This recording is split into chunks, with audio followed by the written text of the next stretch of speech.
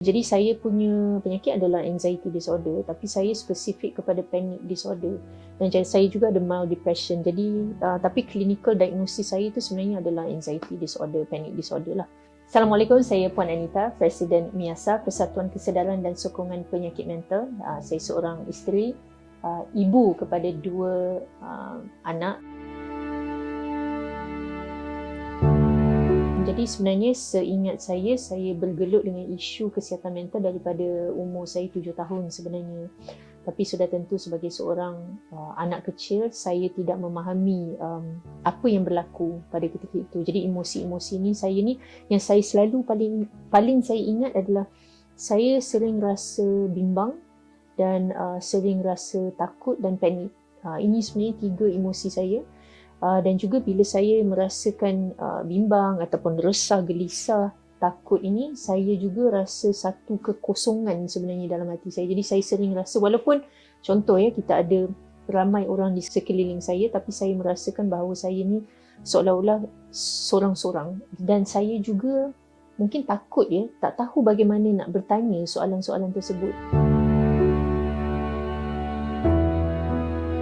Jadi saya punya penyakit adalah anxiety disorder, tapi saya spesifik kepada panic disorder. Dan saya juga ada mild depression. Jadi tapi clinical diagnosis saya itu sebenarnya adalah anxiety disorder, panic disorder lah.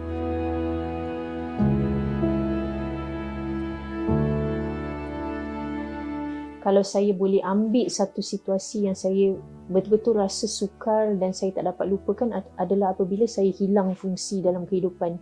Jadi ini membawa maksud saya sudah tidak lagi dapat membuat perkara-perkara yang individu yang normal boleh lakukan. Jadi contohnya saya tak dapat lagi bekerja, tak dapat lagi menjalankan tanggungjawab sebagai seorang ibu dan isteri.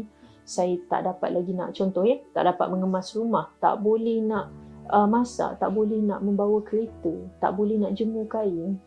Tak boleh bersendirian, tak boleh keluar rumah, tak boleh berinteraksi dengan individu lain, nak cakap dengan orang lain pun saya rasa nak mati. Pada waktu itu kan, nikmat rasa tu Allah SWT tarik daripada saya. Jadi saya dah tak boleh nak rasa gembira, tak boleh nak rasa suka, tak boleh tak look forward kepada apa-apa.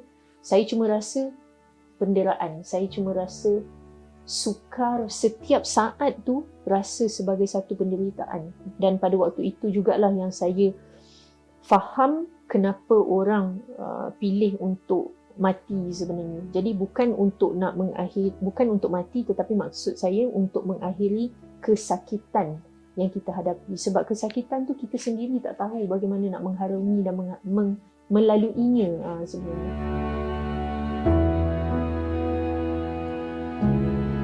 Sembilan tahun lepas apabila saya bergelut dengan penyakit mental yang saya sendiri tidak tahu jalan keluar, yang saya sendiri tidak tahu bagaimana nak mengatasi dan menangani simptom-simptom saya, yang saya tak pernah terfikir pun sebenarnya yang saya boleh berada di sini, bukan saja sembuh tetapi berada di sini untuk memperjuangkan isu kesihatan mental ini. Jadi sewaktu saya bergelut, saya teruk dalam tempoh 2 tahun setengah. Dan banyak orang selalu katakan, Puan Anita, bagaimana Puan Anita hari ini berjaya, dapat berjuang dan sebagainya, kerana anda tidak melihat waktu saya teruk dulu.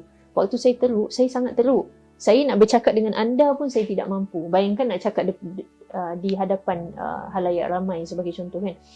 Jadi apa yang berlaku apabila saya melalui pelbagai banyak rock bottom dalam kehidupan saya, dan apabila Allah SWT pinjamkan semula kesihatan kepada saya, di situ sebenarnya saya terinspirasi untuk menubuhkan MIASA sebab saya faham kesusahan, kepayahan dan cabaran individu yang hidup dengan penyakit mental. Jadi desperation is something I know all too well. Dan dengan izin Allah, saya dapat menubuhkan platform MIASA pada awal itu, satu platform di mana saya mahu, kalau boleh dengan izin Allah, individu-individu yang berjuang dengan penyakit mental ada tempat yang selamat bagi mereka, yang mereka tidak perlu bergelut dan berjuang seorang diri. Jadi itu yang berlaku di awal ni.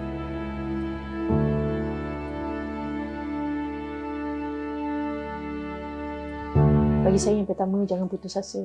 Okay? Walaupun saya tahu dan saya faham dan saya tahu anda tahu bahawa ini benar. Saya tahu keadaan dan situasi yang anda hadapi sekarang ini rasa sangat perit, rasa sangat susah dan rasa sangat sukar. Tetapi percayalah, Allah memang tak akan bebankan kita lebih daripada kemampuan kita sendiri. Jadi Allah uji kerana Allah sayang dan Allah tahu sebenarnya. Mungkin kita tak nak dengar benda ni, tetapi sebenarnya ini adalah benar dan kita boleh menghadapi situasi ini kalau kita terus, pertama, pelajari tentang simptom-simptom kita. Kita cuba bina sistem sokongan kita. Kita bina coping mechanisms kita yang efektif. Kita cuba self-exploration, ini penting. Cuba pelbagai-pelbagai perkara yang mungkin boleh membantu kita di saat keadaan kita teruk ataupun di dalam krisis. Kemudian kita cuba meluangkan masa yang lebih, orang kata dengan ahli keluarga, dengan rakan-rakan, ni masa yang berkualiti. Dan kalau kita dalam keadaan yang teruk ataupun kita ada isu-isu yang kita lalui, pengalaman hidup, ialah life happens kan, jangan simpan seorang diri. Berkongsilah dengan orang-orang yang kita percayai, sebab sudah tentu kita hidup dalam dunia ini bukan dicipta untuk hidup bersendirian. Kita hidup di dalam institusi kekeluargaan, dalam masyarakat.